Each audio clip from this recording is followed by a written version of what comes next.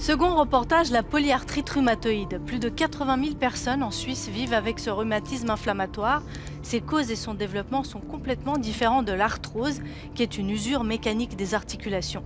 La polyarthrite, elle, est une maladie auto-immune. Le système immunitaire se trompe de cible, s'attaque aux articulations et les détruit. Les femmes sont plus touchées que les hommes, particulièrement lors d'une grossesse ou de la ménopause. Plus rarement, ce sont de tout jeunes enfants qui sont atteints ou des hommes jeunes et sportifs à l'image de Jack Bobridge, le champion du monde de cyclisme qui vient de mettre fin à sa carrière à cause d'une polyarthrite à 27 ans. Il y a encore une quinzaine d'années, ce diagnostic condamnait les patients à l'assurance invalidité. Aujourd'hui, les traitements immunomodulateurs permettent de freiner son évolution, mais surtout une équipe des hôpitaux universitaires de Genève travaille à un dépistage précoce pour prévenir la destruction irréversible des articulations. Reportage Alain Orange et Dominique Clément.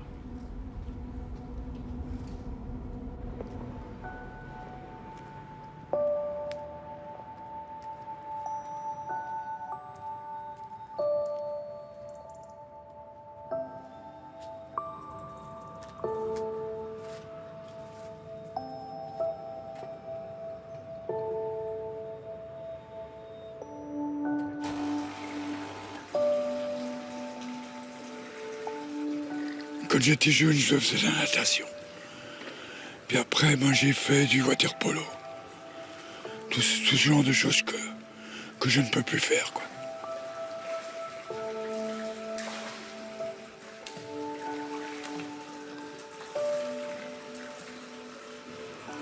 Pourquoi ce gobelet au bout d'une ficelle? Parce que j'ai de la peine à me baisser. Alors j'ai remonté ça pour voir. Il n'y avait pas besoin d'aller jusque dans l'eau. Un collègue à vous, il ferait comment? Il prendrait une pipette. Il se mettrait à genoux. Et il prendrait l'eau.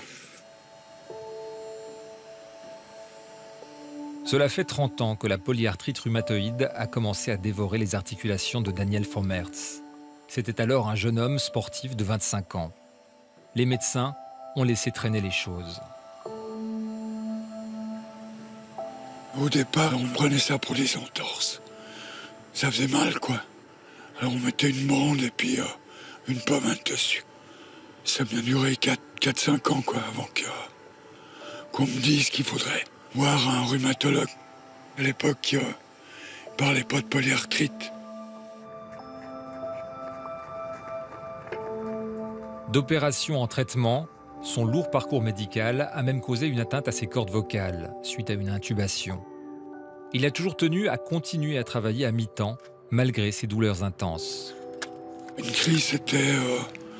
on avait mal dans tout le corps. Puis on restait couché et puis on bougeait plus, quoi. Jusque que ça passe. Parce qu'on avait tellement mal qu'on pouvait plus bouger. Ça durait 24 à 48 heures. Aujourd'hui, les dégâts sont irréversibles, comme le confirment les contrôles réguliers qu'il effectue au service de rhumatologie des hôpitaux genevois. Entrez. Bonjour, docteur. Prenez place.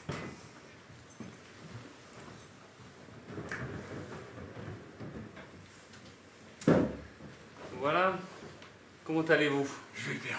Je peux jeter un coup d'œil sur vos Bien mains. sûr. Ce qui m'inquiétait la dernière fois, c'était ce 5e, qui était un peu luxé. Il vous fait pas mal en ce moment? Non. Vous arrivez à vous en servir quand même un petit peu? Ouais, juste Juste pour attraper quelque chose à peine? fermer la D'accord. main, quoi. On a fait les radios de vos mains la dernière fois, on veut juste jeter un coup d'œil ensemble. Ouais. Donc c'est le 5e ici qui est souple, hein. Donc vous voyez qu'effectivement au niveau du 5e, on a un doigt qui est, on dit luxé, puisque l'articulation ne se retrouve plus en face de son os, et de ce fait-là, on n'a plus une mobilité normale. Et puis vous voyez aussi que le cartilage a fondu, il y a presque plus d'interligne ici, hein. Mais ça, c'est pas nouveau. Contrairement à l'arthrose, qui est une usure mécanique survenant avec l'âge, la polyarthrite rhumatoïde est une maladie inflammatoire auto-immune. Le système immunitaire s'attaque à ses propres articulations, comme s'il s'agissait de corps étrangers. Il sécrète des cytokines, des molécules qui enflamment la membrane synoviale tapissant l'intérieur des articulations. Cette inflammation détruit peu à peu le cartilage et l'os, causant aussi des enflures douloureuses. Finalement, l'articulation disparaît et les os perdent leur mobilité. Ils finissent même parfois par fusionner. L'évolution naturelle se fait vers une destruction de toutes les structures qui entourent l'articulation, donc à la fois le cartilage, l'os, mais aussi tout l'appareil ligamentaire qui tient l'articulation en place. Et donc ça a créé des déformations ou des désaxations de l'articulation qui finissent par détruire complètement l'articulation. La polyarthrite reste une maladie aux origines mystérieuses, car ses causes sont multiples. Bonjour. À commencer par un important facteur héréditaire. On sait par exemple que si on est fils ou fille de parents qui ont une polyarthrite, ça triple notre risque d'attraper nous-mêmes la même maladie. De l'autre côté, il y a des risques environnementaux. Par exemple, si vous avez déjà des risques génétiques et que vous fumez, votre risque augmente environ de 40 fois. Ou alors que vous vivez dans un environnement très pollué, comme proche d'une autoroute ou dans une industrie très polluée. La vie des malades a totalement changé il y a 15 ans, avec l'arrivée d'une nouvelle classe de biomédicaments. Administrés par perfusion, ils stoppent complètement l'inflammation et la dégradation des articulations. On n'a plus de crise, de grosses crises. On a encore toujours des douleurs. Mais elles sont vraiment minimes. C'est le miracle, quoi. Ben, c'est vrai que je peux refaire beaucoup de choses que je ne pouvais pas avant. Les biomédicaments, contrairement aux antirhumatismaux de fond synthétiques, il ne s'agit pas d'une substance chimique, il s'agit d'une protéine. C'est un anticorps en général. C'est des médicaments qui ont ça en commun, c'est qu'ils bloquent en général un des médiateurs de l'inflammation. On la bloque de façon très spécifique et on interrompt l'inflammation de façon excessivement efficace, avec souvent des résultats spectaculaires pour le patient. Certains biomédicaments doivent être administrés chaque semaine. Pour Daniel Frommertz, une seule perfusion par année suffit à remplacer tous ces traitements antérieurs. Je suis beaucoup mieux qu'avant. Je peux marcher beaucoup plus longtemps. Je peux aller me balader. Puis dans les mouvements, j'ai plus de liberté, si on veut bien. On est moins coincé.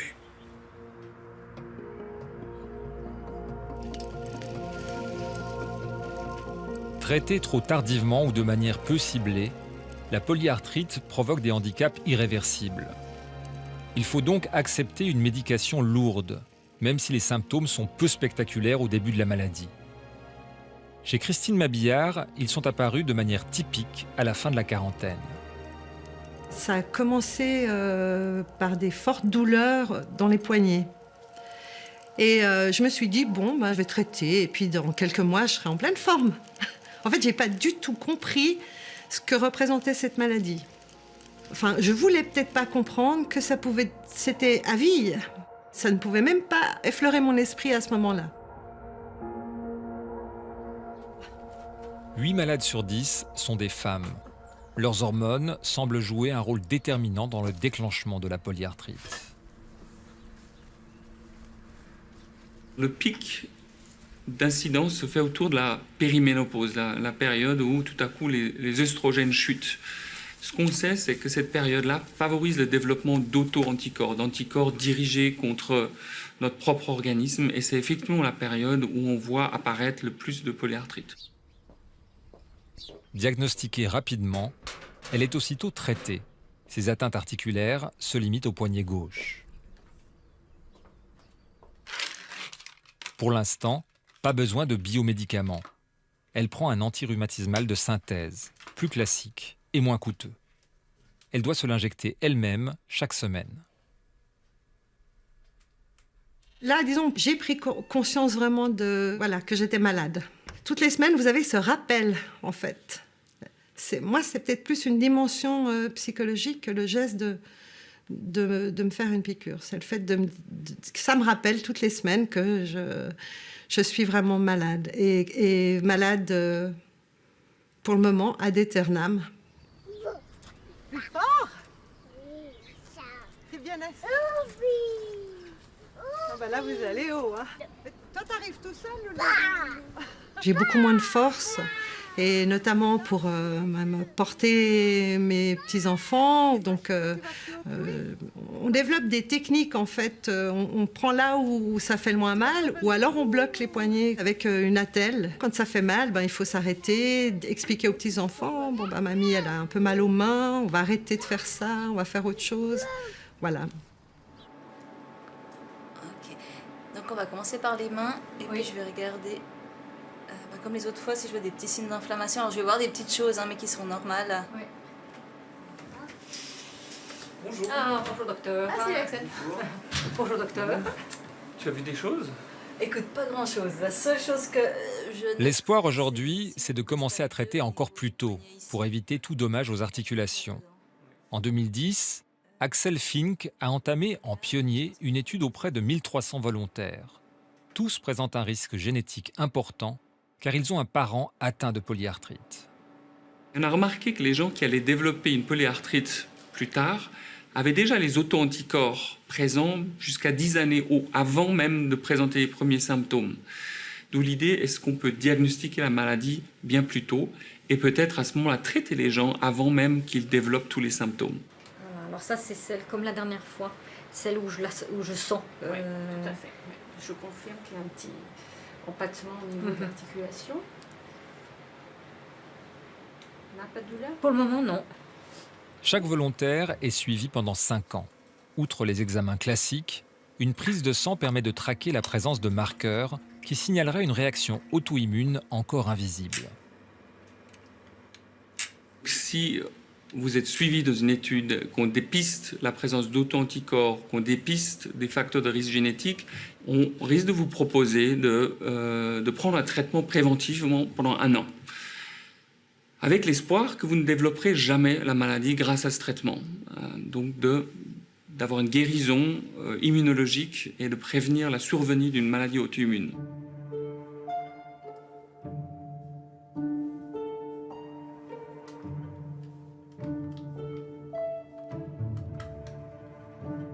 Débuter un traitement efficace le plus tôt possible donne un espoir à ceux qui ont été frappés dès l'enfance, un stade où l'organisme est en pleine croissance. Les atteintes n'en sont que plus terribles.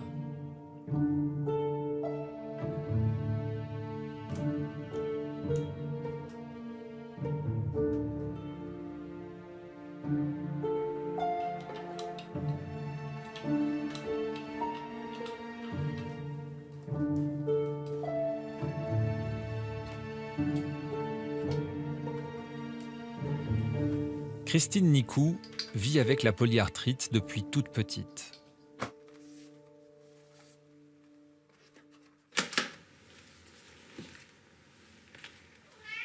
Quel mouvement vous n'arrivez plus à faire? Alors en fait là, j'aurais pas pu ranger les CD dessous parce que j'arrive plus à me plier. La polyarthrite m'a bloqué tous les doigts de pied et tous les doigts de pied ont déjà été opérés. J'ai dû mettre des prothèses dans les genoux, donc les 2 genoux ont des prothèses. J'ai 2 prothèses de hanche et je peux marcher grâce à ces 4 prothèses. Mes coudes sont atteints aussi, donc ce coude-là, il s'est bloqué. Heureusement, celui-là, je peux encore faire ce mouvement parce que comme ça, je peux manger toute seule. Je peux plus lever les bras au ciel. Le poignet ne fait plus qu'un seul bloc, il n'y a plus du tout d'articulation. Donc là, c'est complètement bloqué. Voilà. Depuis son enfance, elle a essayé tous les traitements, sauf les biomédicaments, venus trop tard pour elle. Ses premières crises l'ont frappée alors qu'elle n'avait que 10 ans. Je faisais de la danse classique. J'étais assez active, je faisais beaucoup de marches avec mes parents dans la montagne. Et un jour, justement, pendant la danse classique, j'ai commencé à avoir mal un peu au genou gauche. Et mon médecin pédiatre m'a conseillé d'aller voir un spécialiste parce qu'il trouvait que c'était pas tout à fait normal. J'ai pas arrêté de prendre des médicaments depuis le jour où on m'a posé le diagnostic, c'est-à-dire en 1968. Jusqu'à aujourd'hui, il n'y a pas un jour, mais pas un, hein, où j'ai pas pris de médicaments. Elle, qui rêvait d'être graphiste, a dû s'orienter vers le secrétariat avant de cesser complètement de travailler dès la quarantaine. Un traumatisme qu'elle a surmonté en se remettant à la peinture. J'espère que maintenant, avec ces nouveaux traitements, une petite fille de 10 ans n'aura pas le même chemin que moi. Ça a changé quand même le visage de la maladie. Ces nouveaux traitements, je l'espère vraiment.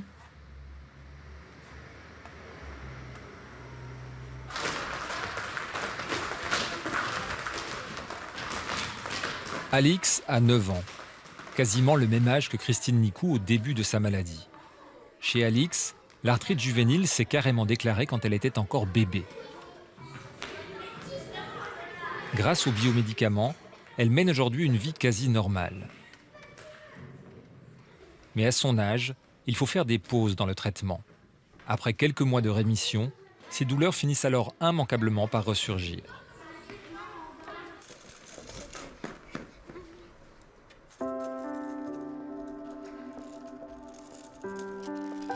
Alix essaye de cacher. Quand il y a une crise qui revient, elle ne va pas me le dire.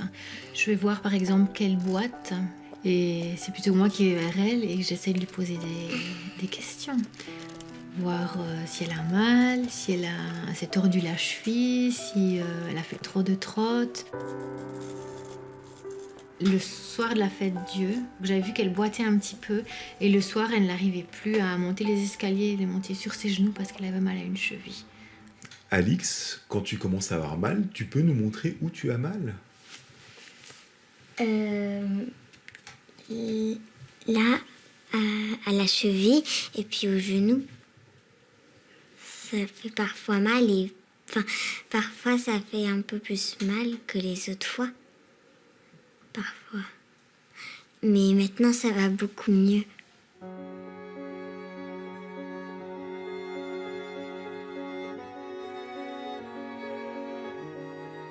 Nous étions en vacances en Belgique pour Noël.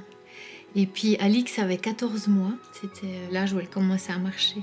Un soir, on a vu qu'elle ne posait plus le pied, la cheville gauche par terre.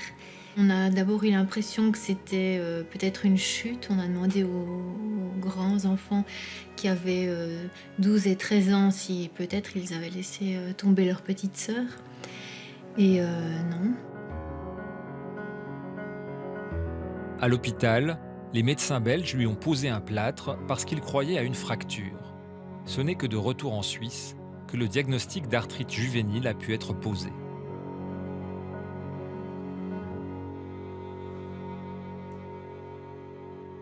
Oui, j'étais surprise. C'était nouveau pour moi, donc je ne savais pas que des enfants si petits pouvaient développer des arthrites. Alix est traitée par période avec un biomédicament que sa mère lui injecte chaque semaine. Un immunomodulateur très efficace, mais avec un effet secondaire majeur. Car ce médicament abaisse l'ensemble de ses défenses immunitaires, ce qui l'oblige à éviter au maximum le contact avec toute personne malade. Tous les 3 mois, il faut aussi faire un bilan sanguin et un examen des articulations auprès d'un pédiatre spécialisé qui consulte dans toute la Suisse romande. C'est pas mal ici. Voilà, tu laisses bien aller. Voilà. Malheureusement, il y a des atteintes articulaires aussi chez l'enfant, mais elles sont beaucoup moins importantes que chez l'adulte. Et on voit dans l'évolution extrêmement peu d'enfants qui présentent les mêmes manifestations que l'on peut voir dans une polyarthrite rhumatoïde de l'adulte. Voilà, ensuite tu serres le doigt très fort. Il y a des maladies qui sont monocycliques, c'est-à-dire qu'il y a une poussée, on la contrôle avec un traitement, et puis la maladie ne reviendra jamais. Il y a les formes polycycliques, et ça c'est la forme dont souffre Alix, où il y a des poussées qu'on arrive à très bien contrôler avec les médicaments. Et puis une fois qu'on arrête le médicament, eh bien, il y a un risque que ça redémarre. Et il peut y avoir plusieurs cycles et ça peut s'arrêter ensuite. Donc l'évolution est très capricieuse de ce point de vue-là. On ne peut pas dire sur un patient donné comment les choses vont évoluer. Ça va aller très bien. Maintenant, ça fait 3 mois que tout se passe bien grâce au traitement. Alors, ce que je te propose, c'est qu'on va continuer encore jusqu'à la prochaine fois qu'on se voit. Et puis, si ça continue d'être aussi bien la prochaine fois, eh bien, on pourra commencer à espacer un petit peu le médicament jusqu'à ce qu'on voit que tout va bien et qu'on peut tout arrêter. D'accord ? Je pense que ça te convient, ça, j'imagine. Ouais. Eh ben, on va s'amuser. Chez Alix, chaque arrêt de traitement est suivi par plusieurs mois de rémission, puis malheureusement par une nouvelle poussée d'arthrite. On se dit, j'espère que cette fois c'est bon, on croise les doigts, j'espère que... Et au moment où ça revient? Eh ben... oui, c'est dur, oui. Oui, c'est dur de devoir recommencer à faire ses piqûres, quoi. Je me dis, est-ce que... Voilà, quand elle aura 13-14 ans, est-ce qu'il y aura de nouveau ces poussées qui vont revenir ou est-ce que, par miracle, ça ne reviendra plus ?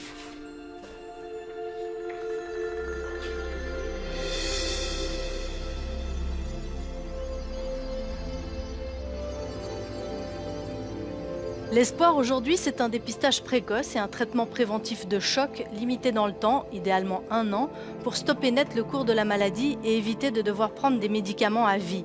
Un espoir qui pourrait s'étendre à des maladies cousines comme la spondylarthrite ankylosante. Il s'agit également d'une maladie rhumatismale auto-immune avec des mécanismes similaires, mais qui attaque cette fois la colonne vertébrale et les articulations sacro-iliaques. Dans cette famille d'affections, on trouve aussi la goutte. Elle est beaucoup plus répandue, horriblement douloureuse, mais elle se soigne. Cette fois, ce sont les hommes qui sont les plus touchés, 80% des cas. Michaela Mumenthaler et Dominique Clément ont rencontré des malades des 2 sexes.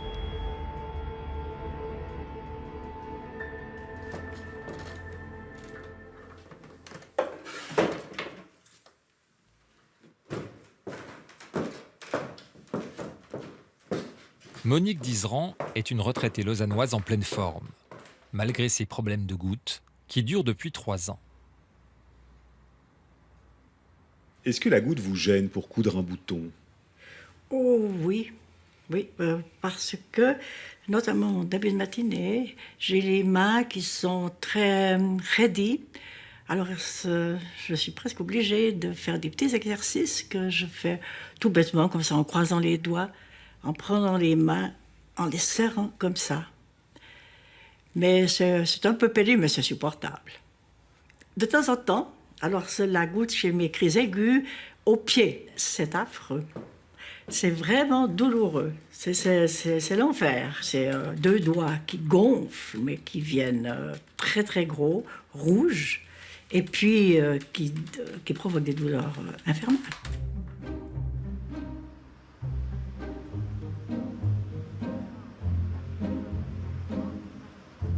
Ce jour-là, Monique Dizeran a rendez-vous pour un examen important. Un nouveau scanner de pointe, acquis récemment par le CHUV, va permettre de visualiser les dégâts de la maladie sur ses articulations. L'idée de cet scanner, c'est de nous montrer des images plus précises concernant le dépôt de tophus. Les tophus, c'est des amas d'acide urique qui se trouvent dans le pied. Donc l'idée, c'est nous donner des images plus précises pour calculer un peu l'importance de goutte chez vous. Okay. Lorsque nous ingérons certains aliments, comme la viande rouge, les crustacés ou l'alcool, la digestion produit de l'acide urique. S'il est présent en trop grande quantité dans notre sang, l'acide urique forme des cristaux qui se logent dans les articulations.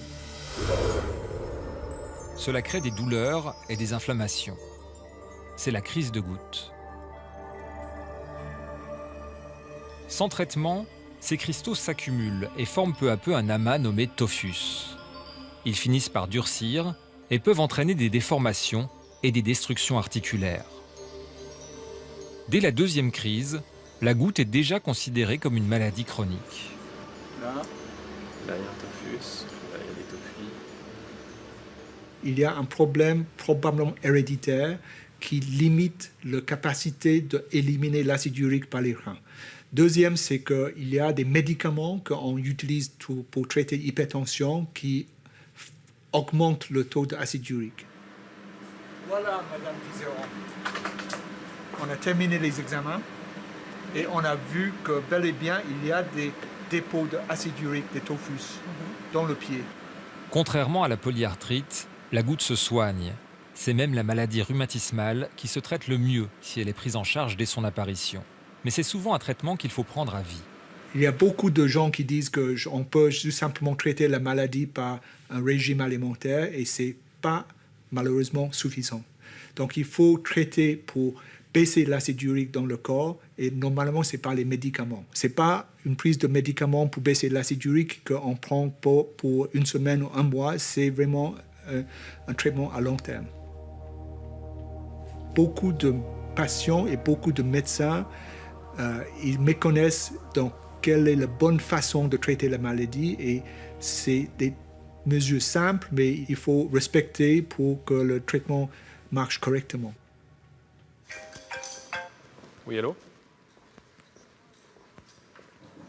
Oui, ben là je pars juste à mon marché de Carouge, là. Je vais pas chez le boucher, prendre 2 ou 3 légumes et puis on va leur faire un petit repas sympa. La goutte est une maladie mal identifiée, en particulier chez les jeunes. Pourtant, près d'un tiers des goutteux ont moins de 40 ans. Comme David Stutz, qui a vécu sa première crise il y a 5 ans. C'est tellement douloureux qu'on ne peut pas supporter ni un drap, ni une chaussette, ni même une couverture. C'est comme si on enfilait des petites aiguilles en fait, sur le pied, plus précisément sur la partie du gros orteil. Vingtaine, s'il vous plaît, pour l'apéro. Ça pose un problème au niveau de l'explication aux gens, parce que c'est une maladie de vieux, entre guillemets. Ayant 36 ans, les gens, quand je leur dis j'ai de la goutte, donc ça je peux pas manger, ça je peux pas. Donc les gens, ils me regardent comme ça, ils me disent mais à ton âge, c'est pas possible d'avoir des crises de goutte. Coucou les filles, ça va? Oui. Vous regardez papa faire à manger? Manon, tu veux quoi toi? Tu veux quoi à manger? Au-delà du médicament, la première recommandation des médecins est de modifier son alimentation, et notamment de réduire les aliments qui provoquent trop d'acide urique, comme les viandes rouges, la charcuterie, l'alcool et les crustacés. La goutte est donc une maladie liée à notre mode de vie trop riche et aussi trop sédentaire. Elle est en forte augmentation partout dans le monde.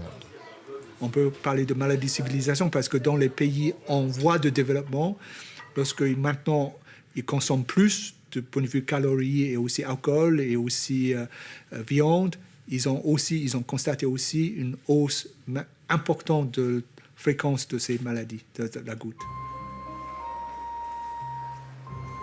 Un mode de vie pas toujours évident à changer, surtout pour les bons vivants. Il est vrai que j'aime bien boire un petit coup de blanc, j'aime bien manger, j'aime bien sortir, j'aime bien faire la fête. Puis comme me disant que la goutte, n'est-ce pas, n'est pas mortelle, alors je me dis, un petit écart de temps en temps, ça ne peut pas faire de mal. Santé. À ta bonne santé. Santé.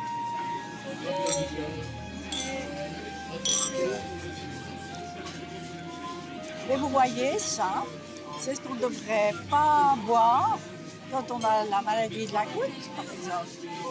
Magnifique. Alors ça, que du bonheur, oui. Et puis ça sent bon. Mais si on reste sage, si on ne mange pas tous les jours, ben, ça passe très bien.